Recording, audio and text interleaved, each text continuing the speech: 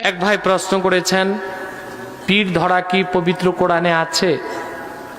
যদি থেকে থাকে তাহলে কোন সূরার কত নাম্বার আয়াত, কত নাম্বার পৃষ্ঠা? জি, কোরআনে আছে, তবে পীর শব্দটা নাই। পীর ফার্সি শব্দ, কোরআন আরবি। পীর শব্দ কোরআনে থাকার প্রশ্নই আসে না। নামাজ নামেও কোনো শব্দ কোরআনে নাই, রোজা নামেও নাই, ফেরেশতা নামে নাই।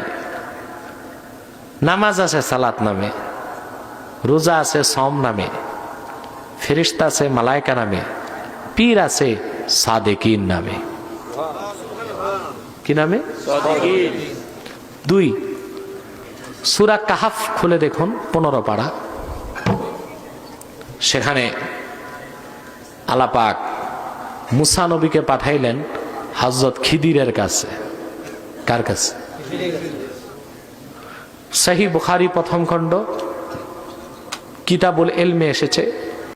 তো মুসা নবী ওয়াজ করতেছে, তো বনি ইসরাইলের এক লোক তাকে বললেন, হাল তা'লামু আহাদান আ'লামা মিনকা। এটা বুখারীর হাদিস। মুসা, আল্লাহর জমিনে তোমার চেয়ে বড় আলেম এখন কেউ আছে? মুসা নবী বলে দিলেন, না, আমার চেয়ে বড় আলেম কেউ নাই। কথাটায় আল্লাহ নারাজ হয়ে গেলেন। আল্লাহ তৎক্ষণাৎ মুসাকে ডাক দিয়ে বললেন, মুসা, তোমার চেয়ে বড় আলেম নাই, তোমারে কে বললো? শোনো শোনো, বাল আব্দুনা খাদির, এই জমিনে আমার একজন বান্দা আছে, তার নাম খাদির, যাকে আপনারা বলেন খিদির। ওই খাদির তোমার চেয়েও বেশি এলেম রাখে।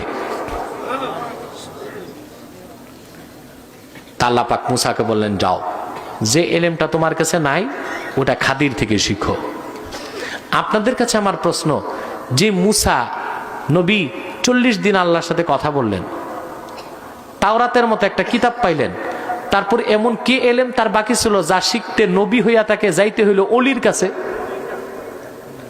হযরত খাদির নবী ছিল না অলি ছিল? ইখতিলাফ আছে। আকসারের মতে অলি ছিল, ওয়ালি কি ছিল? এত বড় নবী গেলেন কার কাছে? কোন এলেম শিখতে? ওই এলেমটার নাম এলমে মারেফত।